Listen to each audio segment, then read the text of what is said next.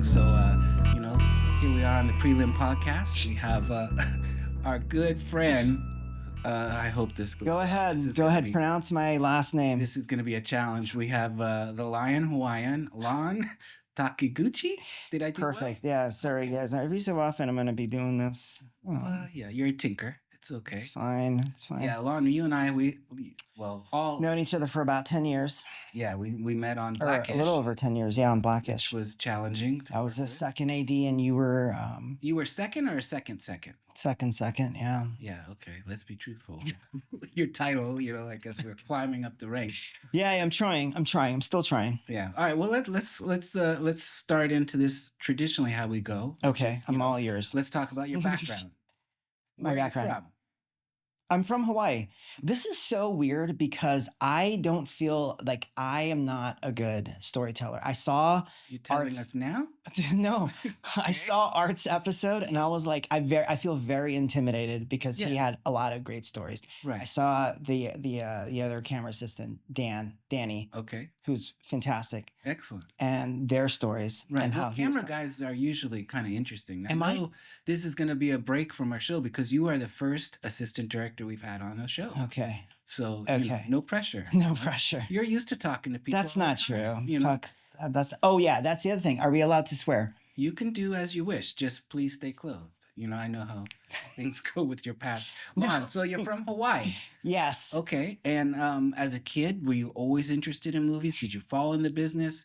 How did that come about? I think I got interested in the business because in the mid to late 80s, my father bought me a video camera, like a Betamax, a Sony Betamax camera, and that is what got me into this. And then, back then we didn't have laptops or we didn't have things to edit, so it was like 2 VCRs and connecting it with like the RCA cables, and you're playing and you're pausing and you're playing, and it's like, I guess, what do you technical nerds call it? Like it's Andy, what is that called? It's a linear editing, right? It's non-linear. You can't drop something. You have to fucking cut it like that. I can swear, right? Yeah, you're doing good. So yeah.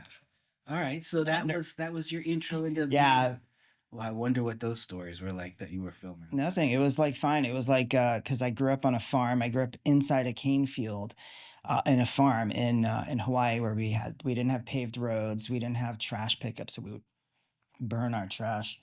But yeah, nothing crazy like that. Sorry, I'm just take a sip. Yeah, no, I'm sure. All right. Okay. So that was what you went to college for this. Oh my God, you're terrible. I did a little history on you. Yeah. Yeah. So lucky enough to continue shooting shorts or whatever throughout high school, and I made a short called. Are you looking at your watch? No, you're. You're like, oh, we got one more. Yeah, we got an hour. We got 58 minutes with this guy. We can make it all right. I made an adaptation from a book called The Metamorphosis. In college? In high school. Oh. And then that I submitted to Cal Arts. Mm-hmm.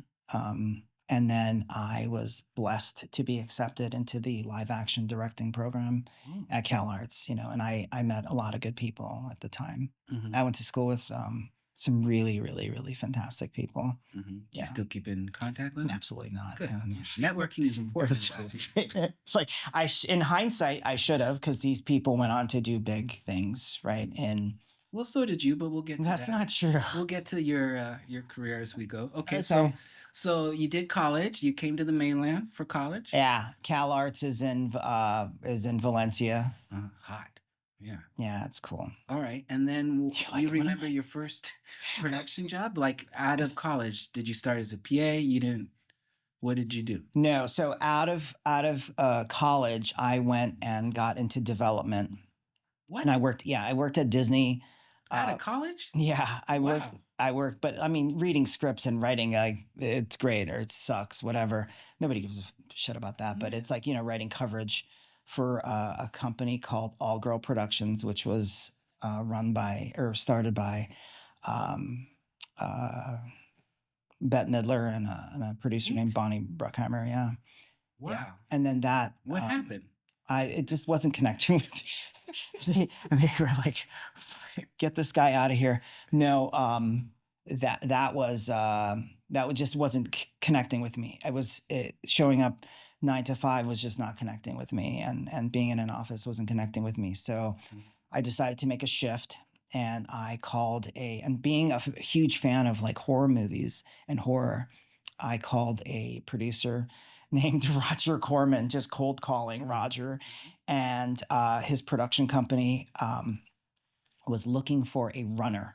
So I was Roger Corman's runner for like a year and a half.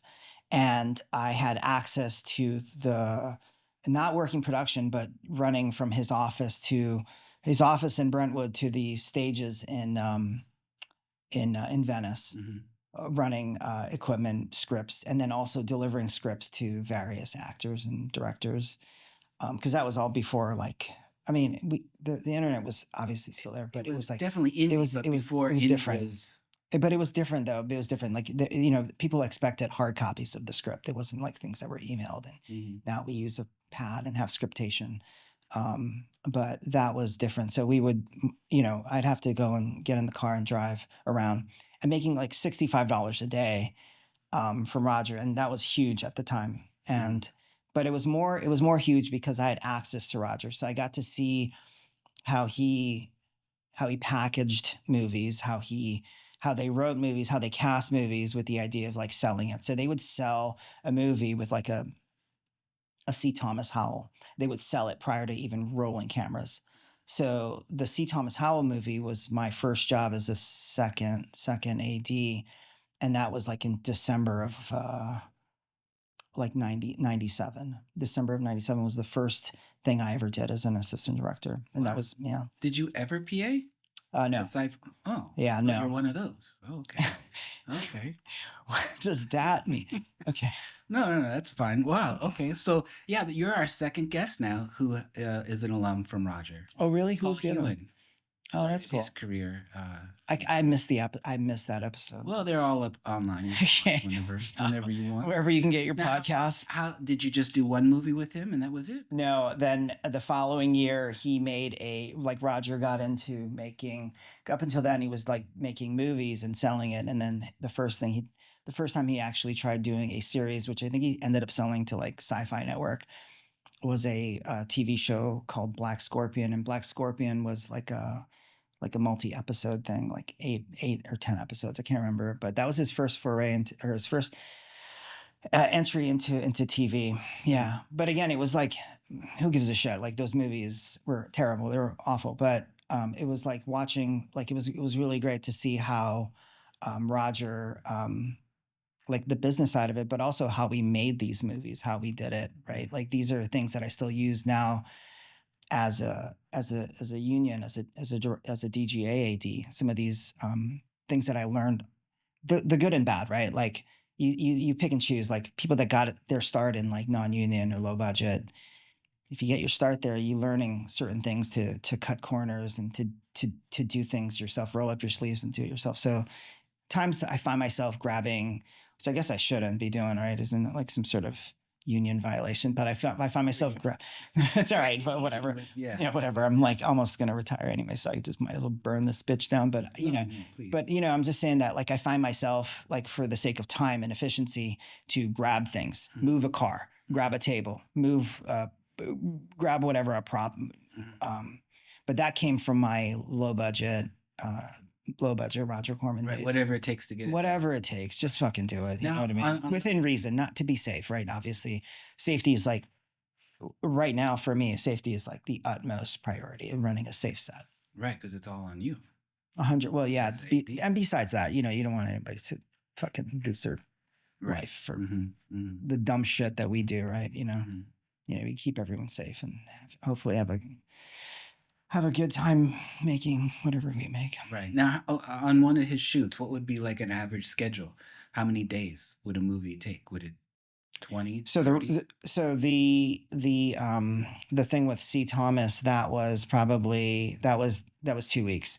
What? And I would say like 40% of that movie was stock footage. So we would always have to, with VHS, right? You'd always have to reference, oh, well, why is that guy riding that motorcycle with that helmet, right? But then it's because Roger had like some stock footage of a motorcycle on the side of a like, you know, riding along a freeway or something. So you'd have to match everything to the stock footage. And that was great. He was so economical like that, that he would reuse things that he could. And that was fantastic. Learning that, like, you know, sometimes we're in movies now, like you kind of overthink things and you kind of like, well, it has to be a certain way, but it's like, really, I've never seen that from you though. what's that? Overthink, you know, working with you for 10, 11 years now. Yeah, but yeah. You're more of a minimalist on set, but we'll get to that in a little bit. Okay. Is that it? Is that all you know, yeah, I'm sorry, we've run out of time, Lon. That's okay. What we have for today. Thank you very much. No. Okay, so you just did one movie with him and then you went what? No. So I did the movie and then the following year I worked the whole the shoot where he was making into TV, this thing called Black Scorpion. Oh, right. Okay. Yeah. So then there's that, and then and then he shut down the stages in Venice, and it was awesome because like people that came through there, you know, you're talking about James Cameron, Ron Howard, Joe Dante, all these people got their start from Roger. Yourself. So yeah. So it was cool to be part of that history in that place. It was a shithole. There was no AC. It wasn't soundproof. But the stages were just warehouses. Like they were. It was like, I think it was like an old lumberyard or whatnot. But it was great because, you know, people would come in, work for $65 a day, and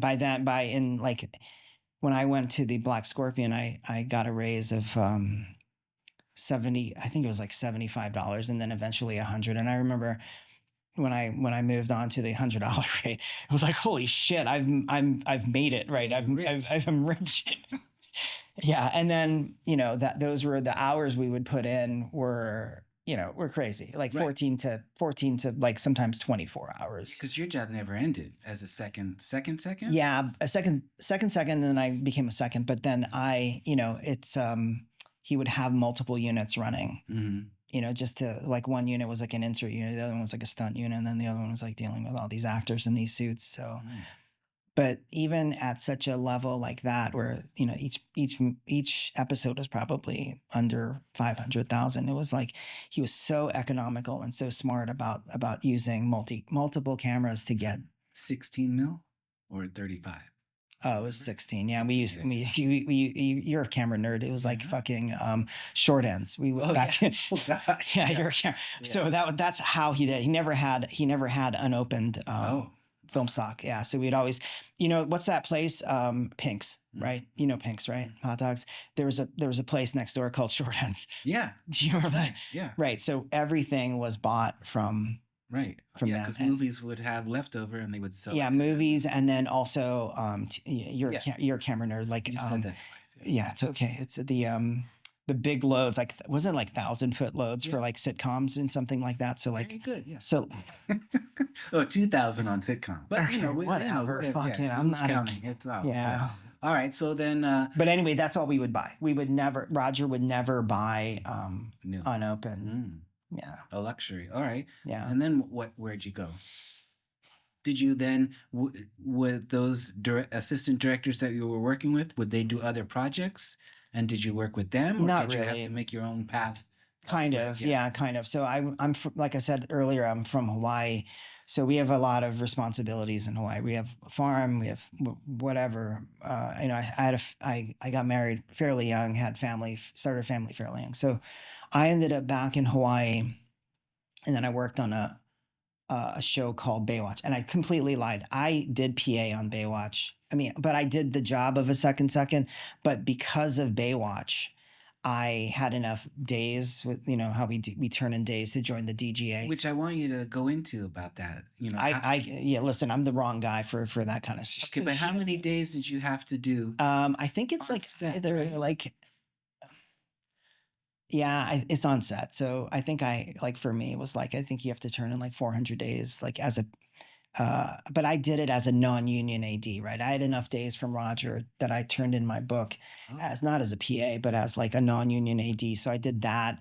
And in 99, I had a few jobs as a non-union AD. Mm-hmm. So those all counted. But when I went back to Hawaii, Baywatch Hawaii was there. And then I turned in my book, and that was my first job as a DGA AD. Wow. Okay. Yeah. As a second, or were you a second? Second, yeah. Okay. That was a while ago, but yeah. What are the responsibilities of a second?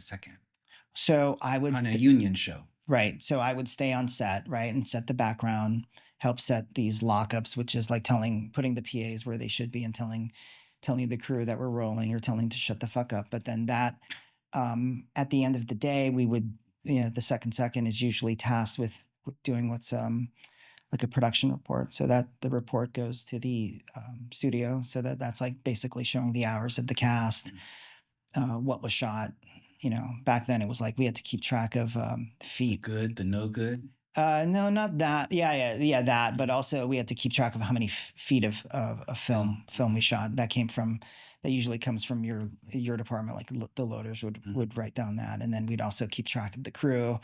And then, eventually on production reports, we had to keep track of meal penalties, which is, yeah.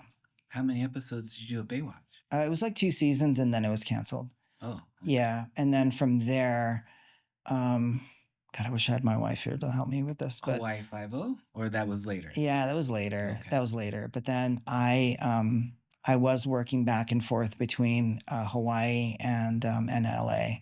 So super blessed, very blessed. I mean, in my whole career, I've been very blessed. I kind of downplay it, but I'm like, sometimes I take a step back and be like, oh yeah, shit, I've been very blessed to be part of like certain productions and also meeting a lot of good people. And getting rehired by people.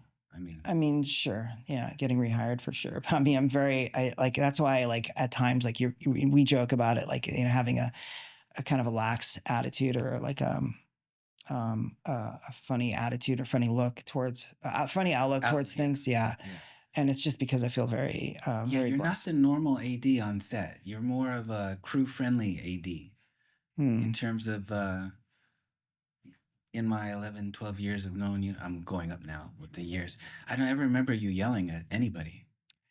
No, I try not to make more, like when it gets stressful, you always make more of a joke to, very crew friendly with that. Yeah, because I think we as obviously safety is like utmost priority, keeping the schedules, but also, we're like kind of the hosts of the party, right? Like we kind of set the tone for a lot of things, right? So I learned early on, and I probably came from like Roger's training, where we had to steal shots, we had to basically shoot things without permits, but we there were a lot of things that we did. Not illegal or anything like that, but we would do a lot of stunts where we didn't have certain luxuries that where we would have to light up a whole street, and where we didn't have like a BB light. We have the big lights or anything like that. We'd have like a generator with like just like maybe 3 lights, and we have to be smart about that. But that's one of the things that you just learn to just not let people see you sweat. Just be cool about it. Like, and even when things are so fucked up, like you keep your cool, and you kind of set the tone for things, that everything's going to be okay. Now, did you have one AD take you on to multiple projects, or were you constantly always going fresh into new work? Yeah, I've been blessed to work with certain ADs for sure. For sure. But I mean, I've also kind of branched out, and people have taken a chance with me and gotten me to do shows that just I've never known. But it's funny because I was thinking about this the other day, that like, these jobs that I've been getting and been blessed with, you can kind of trace it back to decisions or people you met and whatnot. I don't know how it is for you. Like you can kind of track your lineage to like one decision you made in like 2005. That decision paid, that decision. With Louis, 2005. Is that where you? Yeah, literally, yeah. Yeah. So wait, you met Lou in 2005? Something like that, 2005. Wow. Yeah, we have a funny story, which eventually he'll come on and we'll explain how him and I met. It's very funny. When I first met, say it. Come on, fucking say it. When I first met him, he got fired. Oh. So, and but these people don't know who the fuck we're talking about. That's okay, because when he comes on, then we'll do the follow up too of that story. But Lou DeMarco, right? Like I guess that's first AC. Yeah, he got let go day one, or not. Yeah. Anyway, that's a different Did they catch him in the? Be honest. No, Did they no. catch him in the actor's trailer Well, sniffing panties? It'll be a cliffhanger because you'll have to listen. Now you have Okay, to. well, episode 15. Yeah, Lou Yeah, DeMarco. exactly. Maybe 21. I don't know. We haven't decided which episode will be. Wait, how many episodes have you done so far? Like, what is this for? This is number 13. Wow. Technically 13, but we're calling it 12. Okay.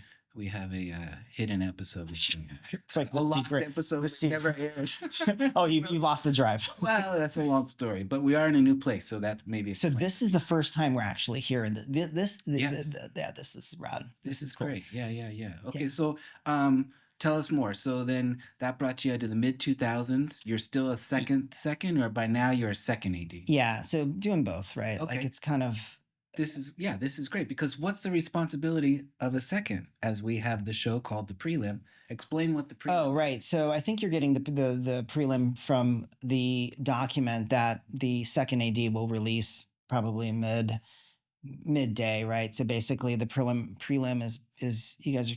It's like the call sheet that's like an advanced preliminary call sheet for the next day, and then that's where the second AD will take notes. So it's, Hours of work go into that. oh yeah, because there's a lot of planning, right? Like you got to factor in, like, okay, well, timing of scenes, like that's scheduled, and like you don't want an actor coming in too early because then they're gonna bust your balls because they're fucking pains in the asses. But then, that is the job of a key second, is to do the to do the call sheet and set up the next day. And most people don't really see the key second. No, because they're in the trailer, and maybe like with Grip and Electric, the best boys, they're best boys, the ones that stay on the truck and prep for the coming days.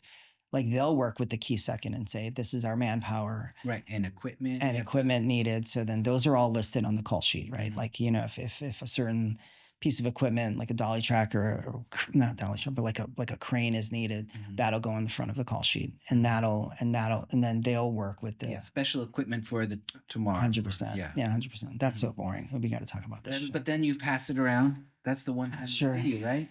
Yeah, as a key second. Any famous mistakes you've?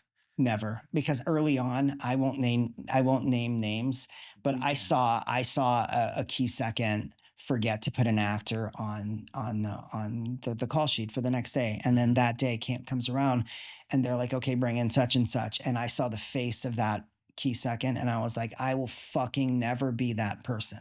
I would never want to have that. I mean, so those are things that you learn, right? Even like I guess for you, right? Like you're a second AC. Maybe you've seen like an operator or a first AC make a mistake, and those are the things that you kind of like file away, right? Like, oh yeah, for sure. Right, you file away, and you're like, I don't want to ever fucking do that. I don't ever be that person, because that would be traumatic. That would be disastrous, right? It would be horrible. So that kind of trauma for me, and watching certain things happen, those are things that all shaped me. So right now, I'm very blessed. I'm so blessed.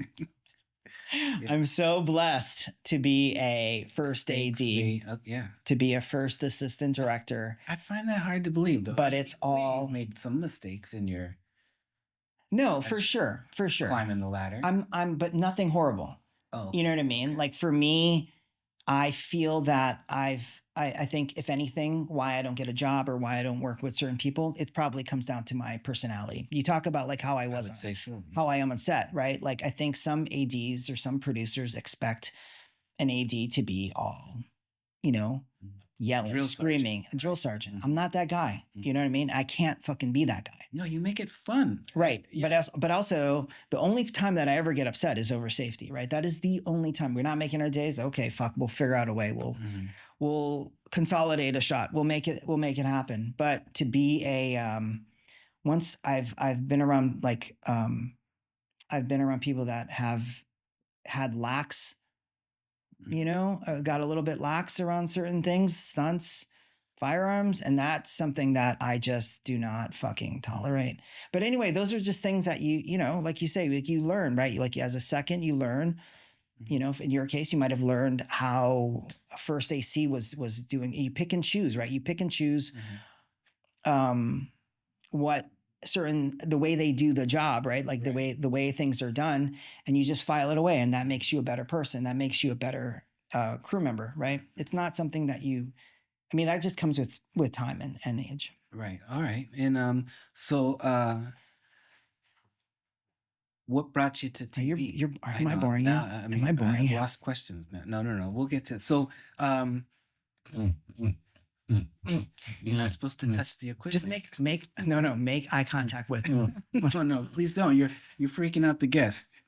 Well, the listeners. I'm the fucking guest. Oh yeah, your two listeners. Yeah, okay. I've offended your two listeners. We got 3. Okay, So fine. we're trending right now. It's going well for us, you know. All right. So talk to us about what would say your biggest TV show that you got as you're climbing the ladder. I don't know about big, right? So after like the Corman shit, I was working here and there. But I was very blessed to get on a show called Lost, right? So Lost happened. I didn't watch the show. I wasn't part of that whole. I know there was a lot of people that loved the thing on the internet with all these like, what was it back then? Like chat groups or whatever the fuck it was, like with clubs or whatever, like Lost clubs. But I never saw that side. But I was very blessed, and that was cool because you were able to work at home. I was able to work in Hawaii, so that. I did that, and then I quit that at the beginning of the second season. I quit that, and then you quit. Yeah, just it was personality things, right? It's the same thing, right? Okay, like there were people on the show that I just didn't connect with. It happens, right? Whatever. Like, and then I moved back to LA. And I was very lucky to get on a show called Ugly Betty, right? Oh, so I came mid-season for the first season, and then I did the first season and then the second season as a second. And was that a cold call, or did you know people on that show? I knew. So the AD on Ugly Betty was the first AD on the first season of Lost, and he got fired. So and then he ended up landing at Ugly Betty, and that guy. He's not with us anymore. He had a heart attack. His name was Alan DeJoy. Alan hired me and brought me into the world of Ugly Betty. And to this day, that's my top 3 of shows.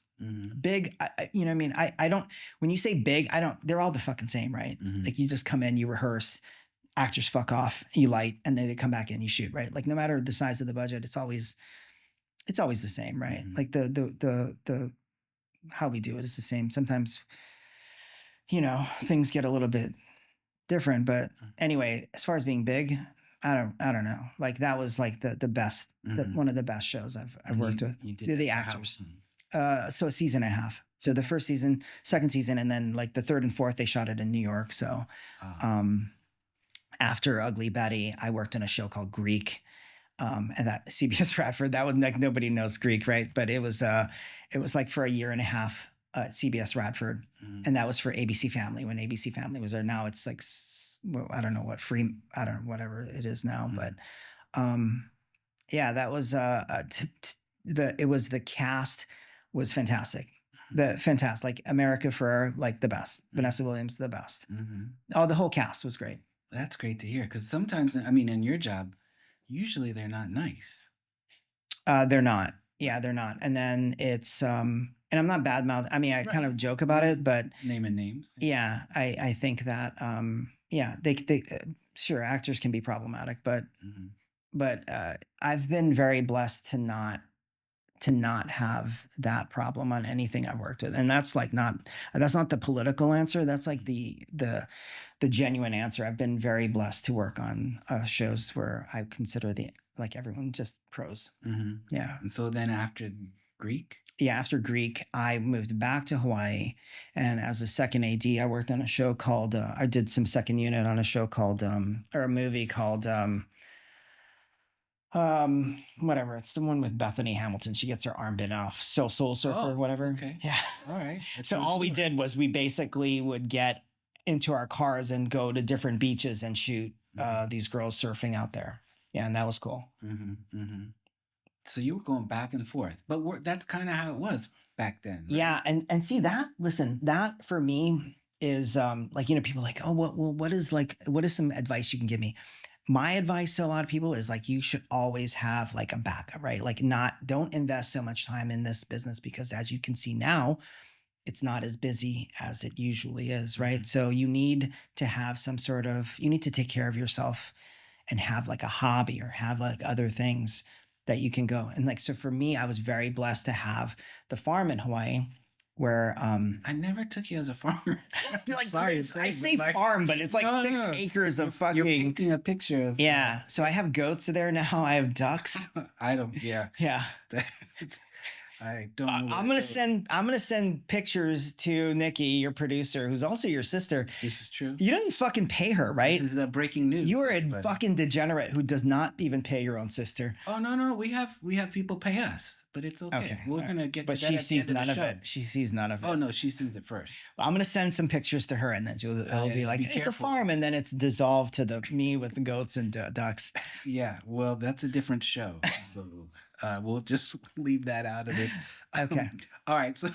So that is good advice because yeah, you have to have your hands in all different kind of things because work does dry up. It does dry up, yeah. And then so I found myself having that. Like, so I'm very blessed, right? Like, so I have a wife who I've been married to for over 30 years. Very blessed. You better get that right. Yeah. Yeah. She's in the other room, like, fuck you. But yeah, she very blessed to have a wife and that support system, you know, because like I've seen a lot of marriages not succeed in this business because of the hours we put in and because you drink the Kool-Aid and you think that certain things are a certain way. And for whatever reason, it is tough to raise a family. 100%. Especially when your family is so far away. I mean, yeah, I mean, my kids, I've got 4 kids. So my kids have, 3 of my kids have gone to school in Los Angeles, and then one was in Hawaii. Yeah.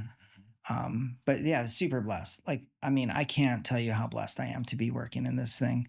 A lot of people get bummed out now because it's like you said, it's slow. I mean, listen, I just try to find ways to keep myself busy. And that is that's my best advice to people is you kind of need to work on your mental health by just having things, right? You need to have things so that you're not just relying on that producer or that line producer or whoever, your first AC or your first AD, to call you and say, I got a job. Like you need to keep the core, which is the self. You got to motivate yourself to find your own work. And it's easy in this business once you've been working because work does come at you when you start it does. jobs. But when it doesn't, you kind of need to go back. You kind of need to work on yourself, right? You need to work on yourself and save your money. I tell all my PAs, just save your fucking money, man. Like have that, like invest that money. Like don't just have it sitting there, like invest it. Like have your money work for you, right? Because one of these days you don't want to ever be caught in a situation where you're like, I've got to do this job or I've got to shut up because I need this paycheck. Those are the horrible jobs. The horrible jobs, right? Like the ones that the must, yeah. Right? Like maybe they're doing something that you don't agree with as far as safety, or they're not giving you the equipment to accomplish, or the people, right? You want to be able to say, you know what, fuck you. I don't want to have any part of this. And in order to feel that way or have that, you need to have your shit together up here, and you need to have some money in your bank, you know, so that you don't feel like you're going to jeopardize, you don't feel like you're going to lose your apartment or your house. Right, because sometimes it does feel like you're falling off. 100%. Some right? days, sometimes you're doing really well, and other days like this might be my last craft service. Right. See, yeah. Right. So you know what it's like, right? I mean, yeah, a little bit. Now you were lucky enough to work on Blackish, which then propelled you to Grownish. So you were able to do a couple shows. But how did you get on Blackish? Yeah. So it's funny because it's like we talk about tracing back to like people you've met years. So from Greek and Soul Surfer, I got on a show called Hawaii 5-0. So I did 4 years. 4 years? Yeah, on 5-0. Like in the middle of the 4th season, I quit, right? So I was just like, I just had enough of that. Like it was just gnarly, right? It was a gnarly fucking show. Action, whatnot. I was the second, and then I first did 1 episode. And then I just was like, I kind of getting burned out. So I stopped, and that was like the spring of like 2014. You remember when did we start Blackish? 14, right? So then I quit that, came back to LA, And then I had worked with a first AD on Ugly Betty. Her name's Heidi McGowan, which I think you guys are trying to get her on. Heidi, you should Heidi, you should get on this fucking show because Yeah. it's great and these guys are awesome and it's called the Prelim. And they've got huge budgets and it's great. But aside from that, Okay, don't give yeah, away the whatever. secrets. Yeah. So Stay anyway, focused. because of that, I got Blackish. Okay. Yeah, and that was like Heidi got you on that? yeah, Heidi McGowan. So thank you. A lot. Right. So I do. Yeah. 100%. So I did like, I can't even remember, like whatever. I did like five seasons of that. Mm-hmm. And then I was moved over to the spinoff called Grownish. And then I did like 3 years or so on that. Okay. And that's Grownish. where you got your official, was that your directorial debut? Yeah. So that was, I was very blessed. Thank you, Disney. Mm-hmm. That's where I started firsting, Right. like for reals, like Mm-hmm. firsting full time. Oh. None of this like piecemealing stuff. That was so exciting. I moved over to Grownish. I started being a first AD, and then the last thing I did for Grownish and the last season, I got to direct an episode. So that was I owe everything to like but you know, Kenya Barris, Michael Peacock, Lena Wong, like all of those producers took a chance. Craig Doyle, like all of these people took a chance on me and gave me an opportunity like that. Mm-hmm. And that was huge. It was awesome. It was awesome to feel loved and supported. So that was like 8-year run with those people. Yeah, give or take. Almost. Yeah. Almost, yeah. Mm-hmm. So that, and then Grownish ended. And from there, God, what did I do? I did a show called Deli Boys for Hulu. Mm-hmm. And I was I did a show called Dollface as well. Dollface. Okay. Yeah, that was for ABC Family or whatever they're called now. And yeah. Okay. Well, Are we wrapping this up or? No, we have to get to your movies. This is your big part now. Let's go. All right. So from the TV world, you jumped into the movie world. Yeah. So I had worked with a director named Nisha Ganatra on the show called Dollface. Mm-hmm. So Nisha Ganatra was the director. Jordan, this lovely girl named Jordan, she wrote Dollface, created Dollface, and she wrote Freakier Friday. Mm. And I was blessed to be Nisha's first AD on this Disney project, Freakier Friday. Mm-hmm. And that was huge because that was, as a first AD, this is everything I worked up for, mm-hmm. everything I worked towards. And then I got the opportunity to be a first AD on Freakier Friday. Wow. Yeah. That's cool. Super blessed. With one of the best people in the business, Jamie Lee Curtis, right? Yeah, Jamie is awesome. Jamie is fantastic. Jamie is the best. And and she probably hated my guts because every day I would ask her a new Halloween, like, tell me about Halloween. Okay. Tell me about this. Is this true? You know? Mm-hmm. And I'm sure towards the end, she's like, get this fucking guy away from me.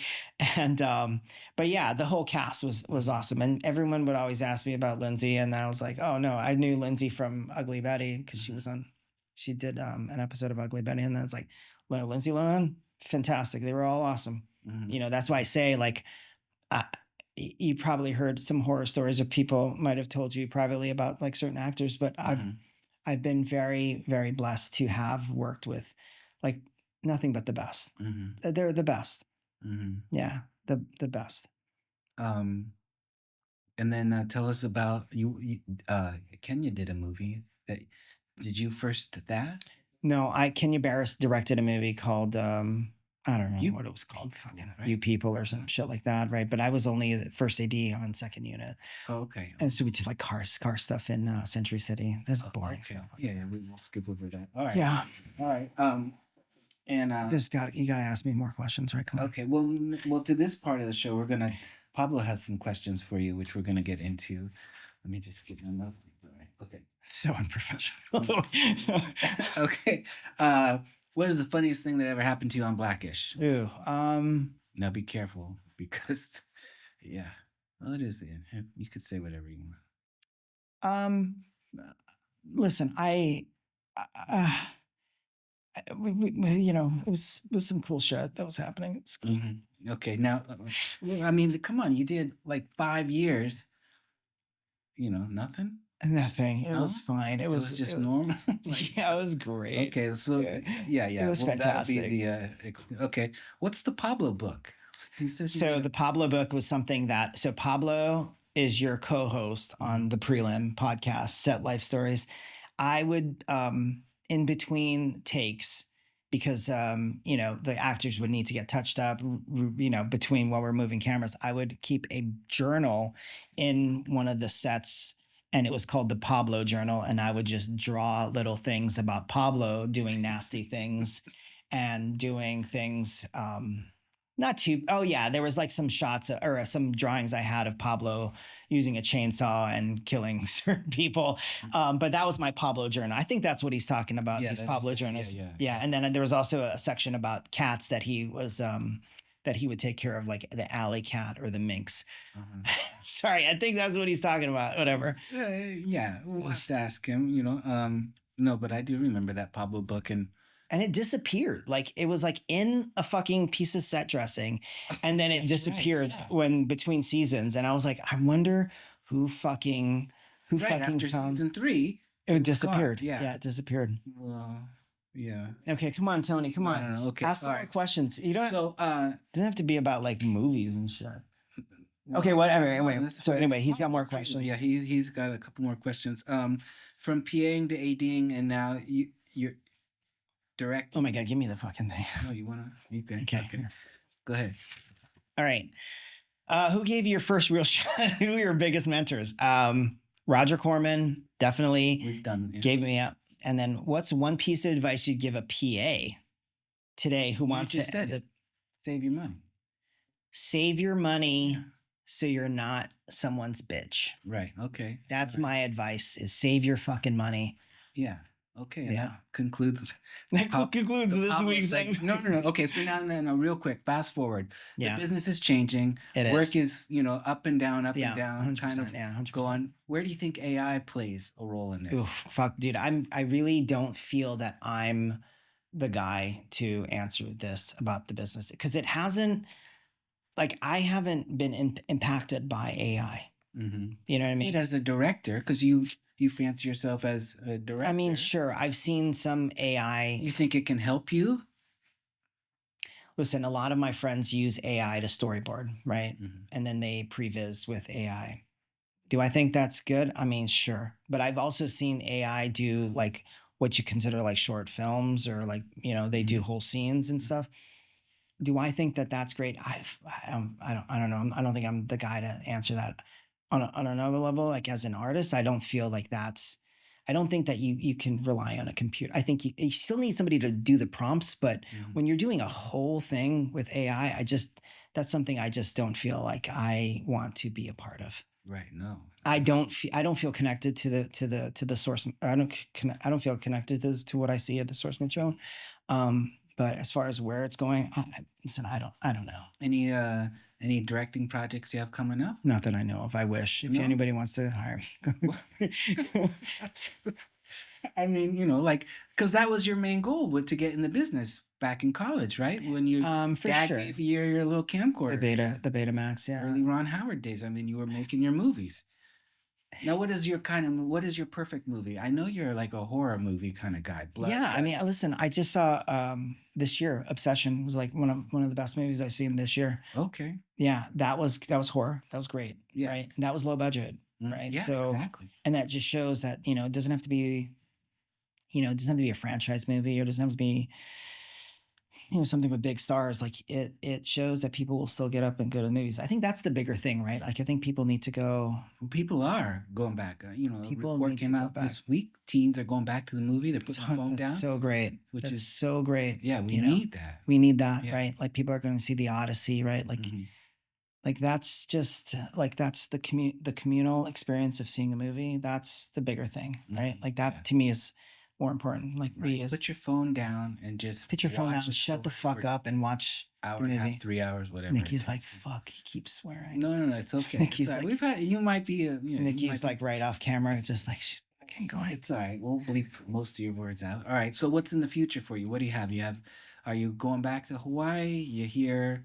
You attending the farm duties? You got to feed the goats. What do you got going on? Yeah. So this past this summer I was fucking. Yeah, your mic is. Hate this Yeah. fucking No, mic. it's okay. That's all right. It's all right. Hold on. Yeah, this is a luxury. Andy's like, not a hate. I warned him. No. Andy's the guy here Yeah. editing. Our engineer, yes. Yeah. Okay. What do you have coming up? And nothing. That's it.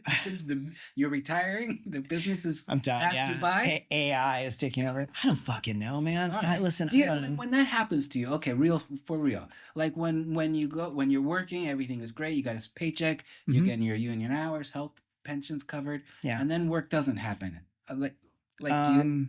No, because mentally I will shift, right? I shift gears, right? Like, whereas before I'm like constantly thinking of schedule. Did I miss this? Did I do this or whatever? I'm like trying to appease the actors, appease the producers, make sure everyone's happy. And like all the elements are there to shoot. And when that dries up and that goes away, I fill it up with other things, right? Like I do things with my kids. Like this summer, I taught my daughter how to drive. I was BMX biking with my. Are you the best one to do that? Yeah, I don't think I've ever seen you it's drive. fine. It's fine. I just like I drink a beer and it's fucking great. Okay, yeah. But like that I was dirt biking with my son at the farm. We rebuilt our dirt bike. Wow. So it's like, So you're saying it's you're a family funny, guy. right? It's funny, you're asking that, but it's true. Like I just fill it, and I think a lot of people too. Like you just fill it with life stuff, right? Mhm. And you have to. Like I have a lot of PAs that are what is she writing? She's No, don't pay attention. like, Just wrap it up. focus. No, yeah, well, that was I- a long time ago, but continue. like, stop him, Yeah. fuck him, I hate him. Yeah, no. Okay. Where'd you get him? Yeah, so you attend the farm on your off when you're not working. You do family stuff. You Mhm. stay, you reconnect, so Yeah. to speak, because you're gone. When you're gone, you're gone. You're Yeah. So long hours on a set. yeah. So like this summer, I spent it on the farm and at the beach, and That's a tough life. it's the tough Yeah, you're life. living the dream, Lon. But then it's also making sure that mentally I'm taking care. Like I think that's the bigger thing, right? I think we have to all take care of ourselves mentally because that's. I apologize. I mean, that is a huge part of it. Coming from me, It right? just That's sounds just very choice. Yeah. odd coming from you. I Yeah, mean, yeah. anybody who's worked with you, I'm sure they're They're like, can't what the believe these fuck words is are wrong with this guy. Yeah. you're spiritual now. Yeah. Yeah. No, I'm not. I'm definitely not spiritual. No. I'm not like fucking walking around barefoot and No. and eating granola. But it's important, right? It's important. Absolutely. Well, right? you're drinking your fancy water. I mean, you kind of are changed. Oh, sir. Yeah. I mean, that'll do it. 26 years in the business, Lon. How many more years do you think you're going to make it? I don't know. However long the business will have me. Okay. Yeah. But you're still trying to direct eventually. I mean, you did one project a few years ago, right? Independent short, aside from Grownish. Oh yeah. So I did a short film like 10 years ago, and that was interesting. 10 years ago? Yeah. Oh my God. But doing like all last year, when in between my shows last year, I would put it in, or I would, whatever festival would take it, I would go and to the festival. So that was pretty eye-opening for me. Like Okay. these people that try to get into the business by making short films and trying to go there. That Okay. was something I've never seen until last year. And taking my short film on to like the festivals. Circuit. Mhm. Yeah, like I was in Washington D.C. Virginia, Baltimore, like San Diego. Like I was very blessed to get that short into festivals. Do you know what the short is about? That was my next question. Like people watch, I can only imagine what your movie is about. Were they left in like awe, or I mean, what's the response? Silence. It's some walkouts.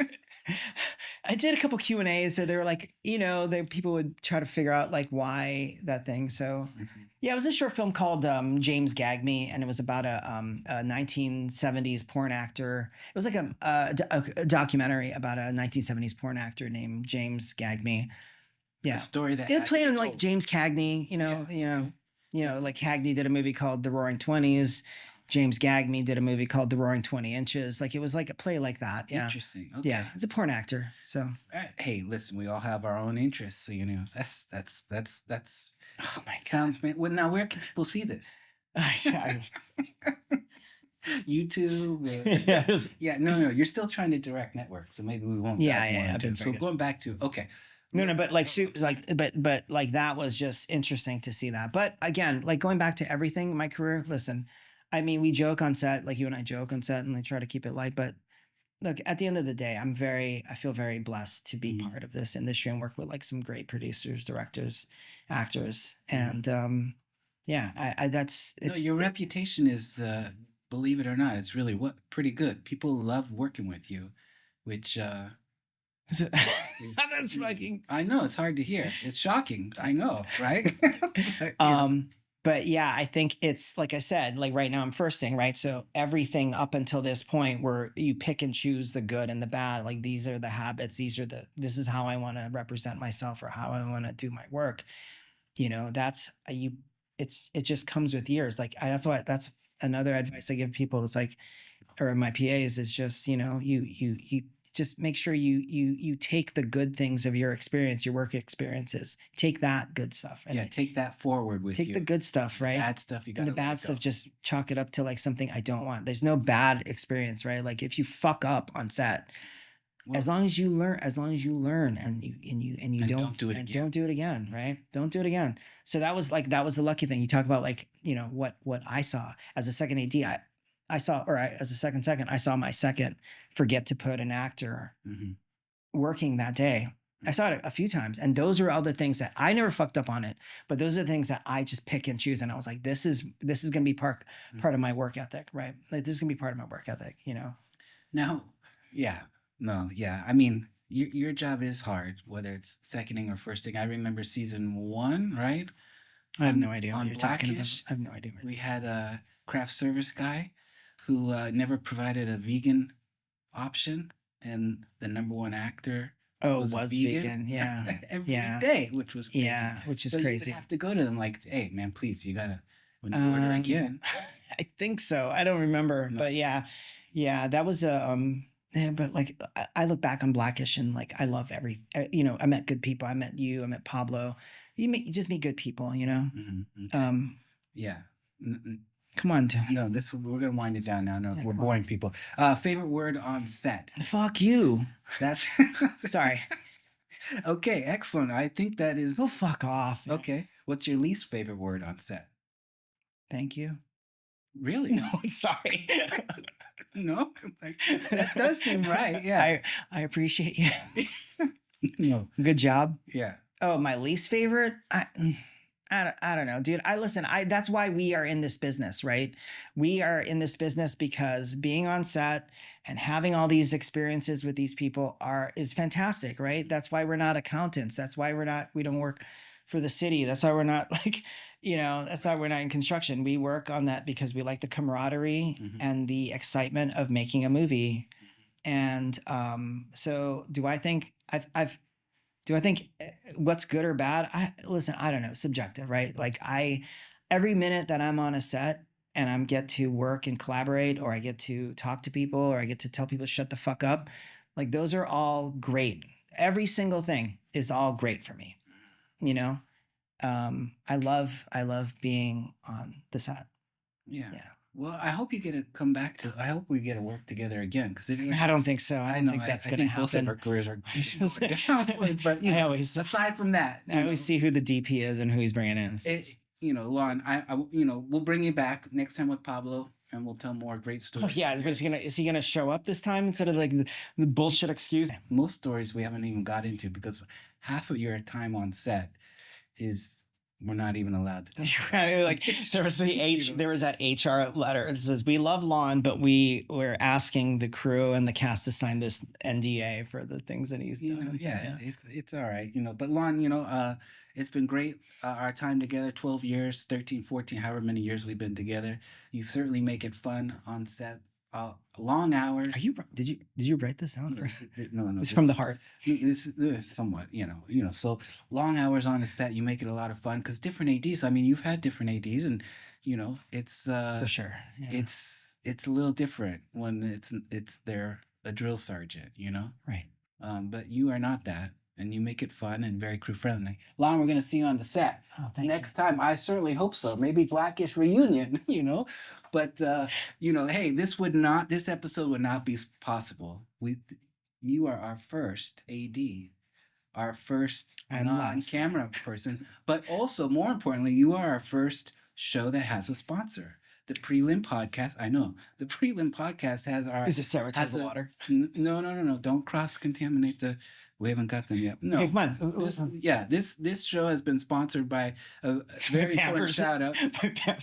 No. This is a real deal. Okay, I'm sorry. I'll just sit here quietly. Money for this, and for all your rental needs in production. Bunker Rentals is the place you get everything. As you know, you need tables, chairs, dude, all kinds of things. I love Bunker Rentals. They're here in town, and we want to say thank you very much from the Prelim. This might be our last show. No, listen, I go to Bunker Rentals for all my rental needs. All your production needs. That's like tables. And what else with chairs? All kinds of stuff. Video Village stuff. I mean, Bunker Rentals, yeah. Craft service, anything. All your production needs. Thank you. Enjoy the farm again, and send us some pictures of your. Go ahead. You can say goats. No. I'm just like Nikki's like, can you guys shut the fuck up? I know. Yeah. No, that's a wrap, Lon. No, Lon, please come back. Maybe maybe we'll have a Bunker will sponsor again to do a follow up of your. I will show up wearing a Bunker Rentals T-shirt. Bunker Rentals is the shit. There you go. All right. That's what you got to do. Thank you very much, everybody. Please like and subscribe. And if you want, share. And, please promote what we're trying to do. Just basic crew stories. Thank you, Lon. Okay. Thanks.